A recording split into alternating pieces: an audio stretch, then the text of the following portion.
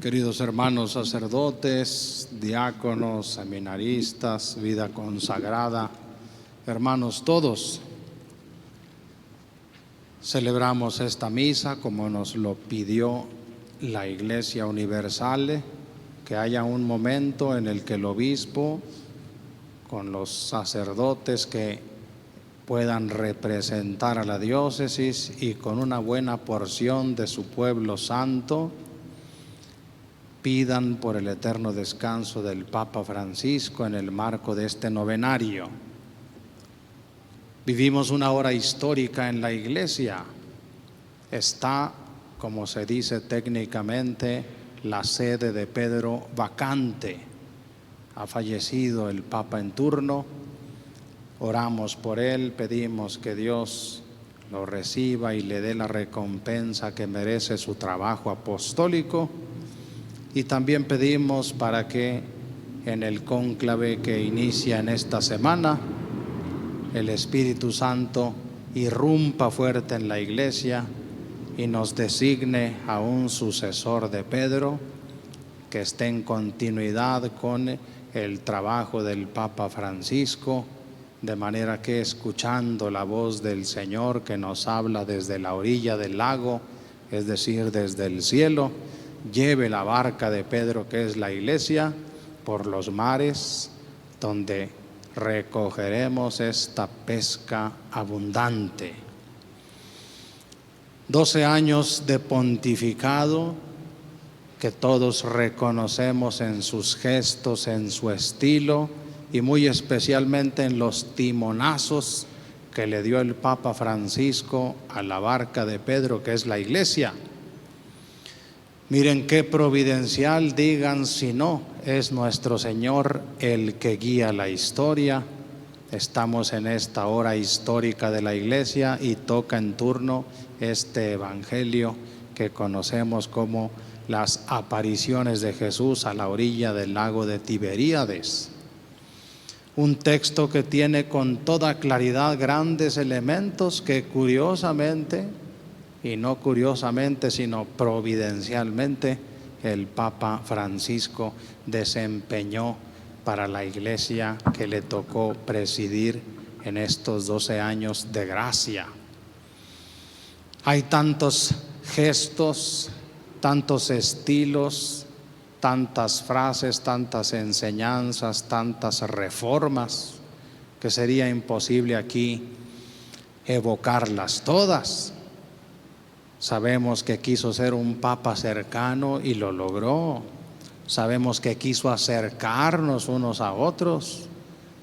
Cuando lo visitamos los obispos de México en el 2022 nos decía: quiero de ustedes una cuádruple cercanía. Cercanía con Dios, cercanía conmigo que soy el sucesor de Pedro, cercanía entre ustedes los obispos y sus presbíteros, para que así puedan tener cercanía a la gente.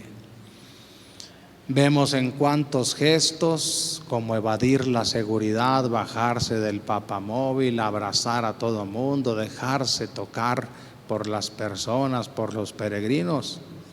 Estos gestos de sencillez, estas tomas que se hicieron en sus exequias, hasta de sus zapatos gastados, todo eso fue realmente un signo de un pontificado concreto, acercarse a todos, muy especialmente buscar a los más alejados, ir a las periferias, no solamente de las urbes, sino a las periferias existenciales, como él las llamaba, allá donde no hay sentido para la vida, donde hay tristeza, desesperanza, falta de fe. En fin, queridos hermanos, cuántas cosas pudiéramos evocar, pero quisiera yo concentrarme en 3 muy específicas de tantas que aparecen en este texto del Evangelio que se nos ha proclamado. La primera, con la que él inició su pontificado. Recuerden el primer gran mensaje que le envió al mundo entero, lo tituló La alegría del Evangelio. Si ustedes abren esa encíclica, en la primera página dice el Papa: yo estoy convencido de que hay un gran motor de la evangelización que va a hacer que ese trabajo que debe hacer la Iglesia sea sumamente eficiente, y es vivir, mostrar, transparentar a todos la alegría que nos da creer en el Evangelio, haber sido salvados por el Señor. Si se nos nota en todo esa alegría, dice el Papa, vamos a evangelizar incluso sin quererlo. Miren en este texto que hemos escuchado, allí no aparece Pedro solamente como el que hace todo, él es el que guía la barca de la iglesia, pero aparecen los demás apóstoles, todos echando las redes, ayudando a subirlas cuando ya están cargadas. Eso se llama evangelización. Llevarle a todos, especialmente a los más alejados, a los más fríos, a los más ignorantes en las cosas de Dios, la alegría de haber sido salvados, de que Dios vino, se quedó entre nosotros, venció al maligno, nos abrió las puertas del cielo, nos espera después de esta vida, nos acompaña paso a paso en esta vida. Eso no puede pasar de largo, tiene que notarse y nunca vivirse como una obligación que Jesús nos impuso, sino como un evento gozoso, a hablarles a todos de un Dios misericordia, de un Dios Padre, de una iglesia que nos recibe como hijos suyos, de una familia en la que todos nos sentimos hermanos.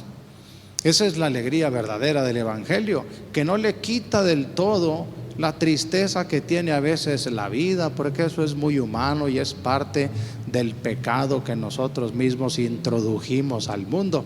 Pero todo ha quedado revertido, superado por Dios. Sobre las lágrimas o debajo de ellas va a latir siempre esa alegría. Dios es bueno, Dios tiene en sus manos el curso de la historia, Dios nos está guiando a todos. Miren cómo el Papa, en plena sintonía con los pontífices anteriores, Juan Pablo II, Benedicto XVI, no está cambiando el mensaje, está cambiando la actitud de los mensajeros, el ánimo, el espíritu de los remeros que van con Pedro, ayudándole en la labor de pescar. En la Biblia, el mar simboliza el pecado, la muerte, la maldad, el maligno, con el peligro que hay de hundirse y de ahogarse. La barca de Pedro, naturalmente, va sobre esas aguas malignas, prevaleciendo, a veces llenándose de agua, pero jamás hundiéndose. Y nosotros vamos ahí no en la zozobra de quien no sabe que Jesús va con ellos, sino en esa alegría que nos hace sentir que en la orilla, que es el cielo eterno, está Jesús guiando a su iglesia. Así tenemos que ser apóstoles, discípulos, cristianos en el mundo que nos tocó vivir, con esa alegría que se muestra en todo, incluso ante la muerte. Vamos a evangelizar el mundo, dice el Papa Francisco. Un segundo aspecto hermosísimo es aquel que él llamó sinodalidad. El Papa Francisco llevó la barca de Pedro por los mares de la sinodalidad, un término griego que significa simple y sencillamente todos juntos.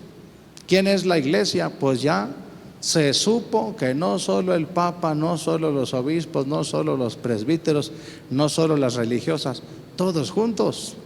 Miren cómo aparece eso en el texto que acabamos de escuchar. Ciertamente, movido por el Espíritu Santo, es Pedro el que dice: voy a pescar. Pero sinodalidad significa que todos le dicen acto seguido: vamos contigo. Esa es la iglesia sinodal que el Papa Francisco vino a renovar en 12 años de pontificado. Que nos sintamos todos iglesia, que nos sintamos todos partícipes merecedores de la salvación que Jesús trajo para todos. Que asumamos todos, cada quien desde su vocación y ministerio, el trabajo de pescar junto con Pedro. Participo también de la misión de la iglesia y un día participaré de la alegría de Dios eternamente. Miren cómo la barca de Pedro, con todo y ese caudal de pescados, llega hasta la orilla.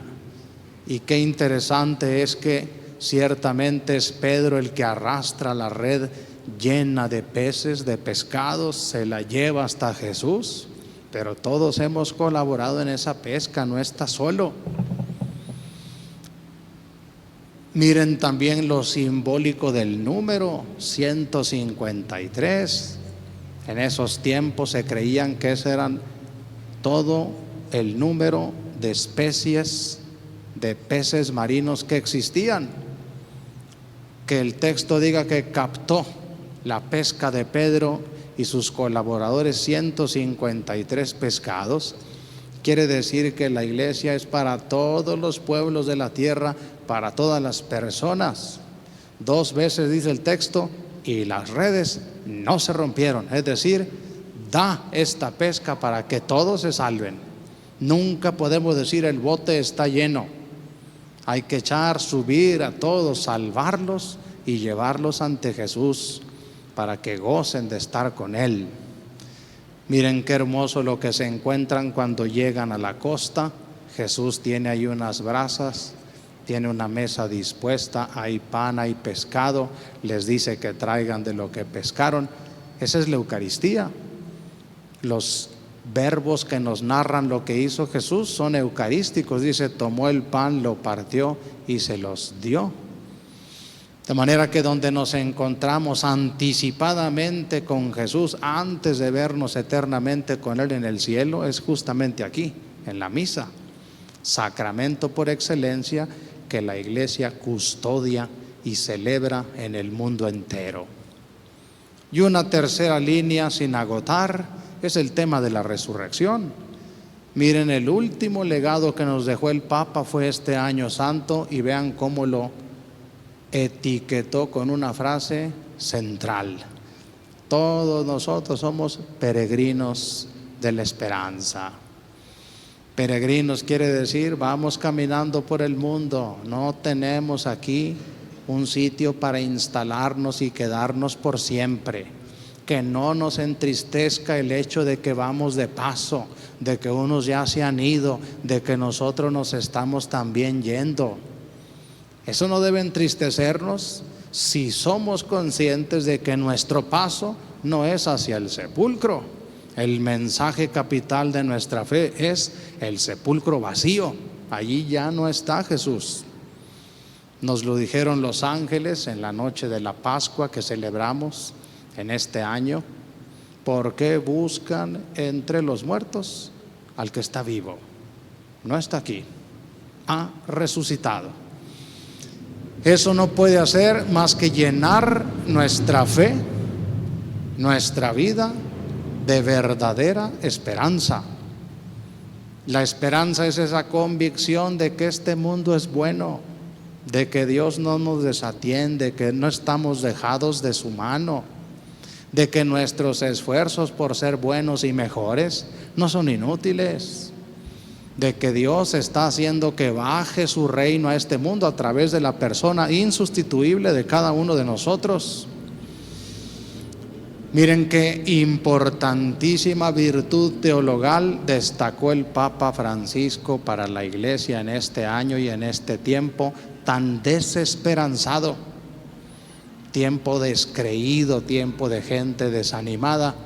El Papa nos dejó esa última entrega, ese último empujón o timonazo a la barca: naveguen hacia mares de esperanza, no se dejen entristecer por la fe. El pecado, el maligno, la muerte, la maldad, todo ha quedado ya vencido el domingo de Pascua, y se vence una y otra vez en cada hoy de la Iglesia Católica. Resurrección, a final de cuentas, esa es La esencia de nuestra vida cristiana, nuestra fe, es eminentemente pascual. ¿Y qué significa eso? Que nuestra fe es como esa moneda con dos caras inseparables: muerte y resurrección. Se vive esta vida y se muere como Jesús, pero también justamente por eso se resucita como Jesús. Ese es nuestro destino. Ese no fue nada más el destino suyo, es el de nosotros. Por eso la alegría pascual, por eso el espíritu que inunda este tiempo litúrgico y todo el año litúrgico. Que eso nos haga pensar una y otra vez lo que viene en esta semana, la decisión de quién será el nuevo Papa para la Iglesia Católica. Eso no está en conveniencias políticas, en apuestas de casinos, en dualismos inútiles de izquierda, derecha, liberal, conservador. Miren quién guía la Iglesia, el que está desde la orilla diciendo: muchachos, echen la barca del lado contrario. Nos da un norte, una indicación clara. Esa viene del cielo. Todas esas mentalidades que buscan hacer especulación sobre el futuro de la Iglesia, dependiendo o haciendo creer que depende del tipo de papa que venga, aterrizan la Iglesia y hacen de esta una empresa eminentemente humana, y muy por el contrario, esta es una empresa divina en manos humanas. El que habla y guía a la Iglesia está en la orilla firme que es el cielo, tiene todo el poder. Cuando trabajamos solamente con nuestros esfuerzos, no pescamos nada. Cuando le hacemos caso, casi se hunde la barca por el resultado. Así va a ser entonces el resultado de esta elección guiada por el Espíritu Santo, el Papa que Dios quiera darle a la Iglesia de este presente del mundo. No debe agobiarnos, no debe hacernos que nos metamos en especulación, en murmuración inútil. Debemos meternos en oración confiada, llena de alegría, porque entregamos a Dios, al Papa Francisco, y ese Dios que es bueno, ahora le dice a la Iglesia: aquí los proveo con un nuevo pontífice. De seguro, porque el Señor así lo prometió, el nuevo Papa tendrá esas características que aparecen en el texto, propias de Pedro, propias del Papa Francisco y propias del Papa que vendrá. Simón, hijo de Juan, ¿me amas más que estos? Necesito que tengas un amor más firme que ellos, que estés en posesión de una fidelidad total a mi persona, para poderte encomendar a mis ovejas por las que yo di la vida. Y miren cómo eso, en la persona de Pedro y en la de cada papa, vemos que no es empresa personal, trabajo de cada uno, es gracia de Dios. Pedro le dijo a Jesús: Señor, yo te seguiré hasta la muerte. Antes de que cantara 2 veces el gallo, lo había negado 3, porque lo hizo creyendo que podía ser fiel por propia cuenta. Cuando deja que sea la gracia de Dios la que lo ayude y le fortalezca la fe, cambia aquel hombre y se vuelve un hombre tremendamente espiritual, que es capaz de confirmar en la fe a sus hermanos. Por eso miren la respuesta que ahora da Pedro. Es una respuesta confiada en Jesús. Señor, tú lo sabes todo, tú bien sabes, tú, no yo, tú lo sabes que yo te quiero. El Papa que venga, que ame mucho a Dios, así lo pedimos, así será, para que sepa guiar, cuidar a la Iglesia de Dios, llevar la barca de Pedro por mares pacíficos, por mares productivos para la pesca. Vamos a ponernos de pie.